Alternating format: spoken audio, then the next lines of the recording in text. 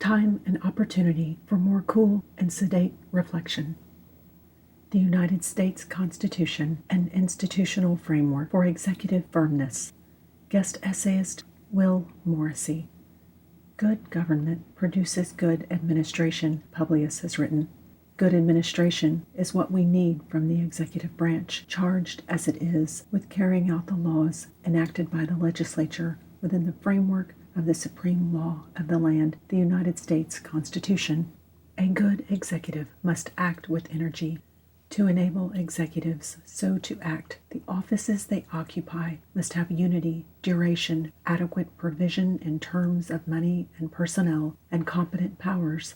Publius therefore defends the framers of the Constitution in their establishment of a presidency unlike the consular system of Rome, which assigned domestic policy to one consul, foreign, and especially military, policy to another. The American president serves as chief administrative officer for domestic policy as well as commander-in-chief of the armed forces.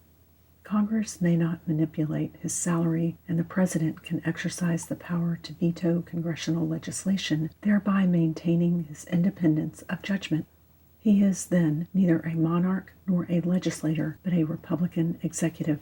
In Federalist 71, Publius presents the reasons for and the institutional means to enable duration and office, the second requisite to the energy of the executive authority.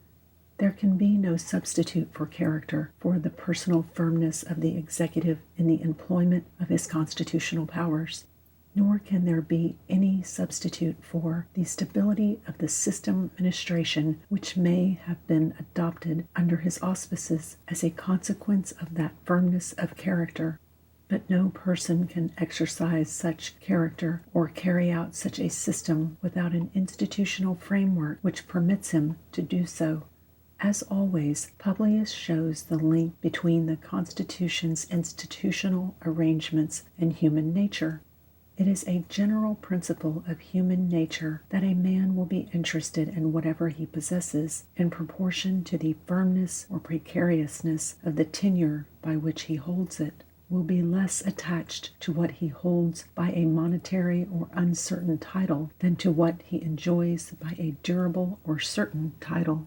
The firmness of the man must be reinforced by the firmness of the office. In regimes whose executives serve at the whim of the legislature, as in many parliamentary systems, why would any person of character take the executive office seriously?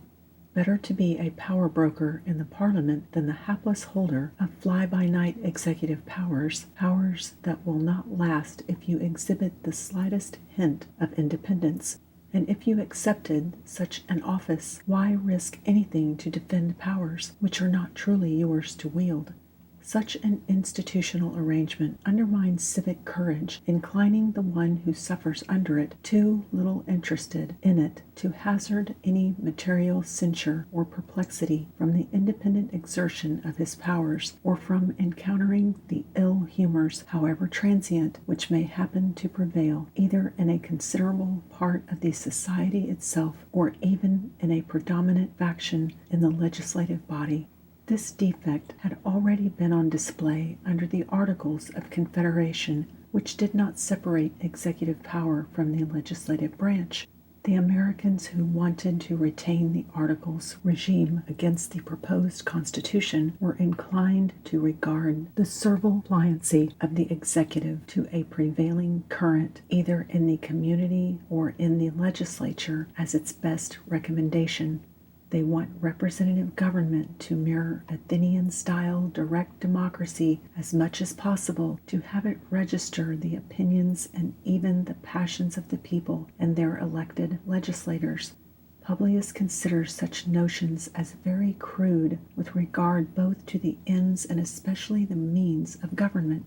The Declaration of Independence set down the just purpose of American government as securing the safety and happiness of the American people, a purpose justified by their natural right to life, liberty, and the pursuit of happiness under the laws of nature and of nature's God. Much of that is self-evident, the Declaration says. Publius agrees. It is a just observation that the people commonly intend the public good, but as those same people themselves acknowledge, having learned it from experience under the Articles regime, they do not always reason right about the means of promoting the public good, beset as they continually are by the wiles of parasites and sycophants, by the snares of the ambitious, the avaricious, the desperate, by the artifices of men who possess their confidence more than they deserve it, and of those who seek to possess rather than to deserve it. If self-government is therefore dangerous, the Republican principle demands that the deliberate sense of the community should govern the conduct of those to whom the people entrust the management of their affairs. Characteristically, Publius attempts to firm up the chance that the distinctively human characteristic, reason, will have the greatest possible authority in government while acknowledging the impassioned, Christian would say fallen, character of human beings. There will then be circumstances in which the interests of the people are at variance with their inclinations. It is the duty of the persons whom they have anointed to be the guardians of those interests to withstand the temporary delusion in order to give them time and opportunity for more cool and sedate reflection. Thus to serve the people at the peril of their displeasure takes courage and magnanimity. It is important to pause and appreciate the moral structure of Publius' argument here. He wants to see the rule of reason in the United States, to the extent possible given human frailty. The Constitution generally, and a 4-year renewable presidential term in particular, provides an institutional framework for such rule. But neither the rule of reason nor the defense of the Constitution can survive without two other virtues that array themselves against popular passion. Civic courage is easy to understand and to appreciate, if not commonplace. We have all seen examples of men and women, even children, who have refused to buckle under peer pressure. Magnanimity is less well understood. Magnanimity literally means greatness of soul. In Latin, magnus, meaning great, large, anima, meaning soul. The classic description of the great-souled individual comes from Aristotle's Nicomachean Ethics, Book 4. The great-souled man, Aristotle writes, deems himself worthy of great things and is worthy of them. This means that he possesses all the cardinal virtues, courage, moderation, justice, and prudence, to a very high degree. Accordingly, he stands ready to withstand the demands of others, however intensely they may clamor, when he sees that those demands are cowardly, immoderate, unjust, or imprudent. He can take the heat, and he can do it without resentment. A Republican regime undergirded by a democratic civil society will test him. He can pass that test, but without a firm institutional foundation on which to stand, he will be physically overwhelmed by the majority tide, helpless to resist the humors of the legislature.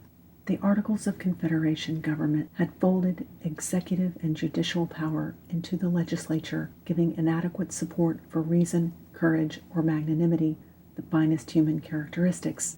To what purpose separate the executive or the judiciary from the legislature, as the new Constitution had done, if both the executive and the judiciary are so constituted as to be at the absolute devotion of the legislative branch? The powers would then be separated in name only, with the legislature exerting an imperious control over the other departments, unbalancing the apparently balanced powers of the federal government as framed by the Constitution. This is exactly what has been happening under the Articles. The same thing will happen again unless the President enjoys a stable tenure in office. In view of this, it may be asked whether a duration of 4 years would answer to the end proposed, whether such a duration of a presidential term will suffice to resist attempts by legislators to dominate the system. Publius does not pretend that he knows the answer, since a 4-year term was untried in previous American governments, and the lifelong term of a European monarch, in principle if not always in practice, as stable a provision as can be had, was highly undesirable. it is nonetheless reasonable to think that a 4-year presidential term would have a material influence upon the spirit and character of the government. Why? Because any person endowed with a tolerable portion of fortitude should see that there is time enough before the current term expires and the prospect of re-election draws near for the people and their legislative representatives to have calmed down and to be ready to assess the president with equanimity. True enough, this would mean that he might not dare to resist popular disapproval so readily as his term drew to an end, but for most of the time he would be able to hold steadily to his constitutional duties and best judgment. At the same time, unlike a monarch, a president won't stay in office long enough to justify any alarm for the public liberty, which is not to say that his enemies won't try to raise such alarms. Publius' understanding of the presidency not only departs from the conception of executive power which prevailed under the Articles, it also contradicts the new conception of the presidency advanced by the progressives more than a century later. President Woodrow Wilson rejected the United States Constitution as an antiquated and constricting product of a bygone era, and equally rejected its moral foundation in the laws of nature and of nature's God. In place of natural right, he substituted historical right, claiming that the course of events, guided by divine providence, provided the true moral light for humanity. In view of this continuing historical progress, the Constitution must be reconceived as an elastic or living document to be reinterpreted by political leaders such as himself, who place themselves on the cutting edge of that progress. In place of magnanimity, Wilson substituted compassion, not so much a virtue as a sentiment, one intended to carry the people along on a tide of emotion with slogans like, "I feel your pain." The president, then, should serve not so much as the executor of congressional legislation within a stable constitutional framework, but as the principal leader of the nation, the person who senses where public opinion should go next, appealing more to their passion than their prudence, in the hope of enduing the people to follow him to that ever new, ever higher destination. As a result, the progressives raised expectations to unfillable heights, grafting their own unusual brand of moving target constitutionalism onto the old Constitution, with predictably confusing and self-contradictory results that have persisted to this day. Will Morrisey is Professor Emeritus of Politics at Hillsdale College and editor and publisher of Will Morrisey Reviews.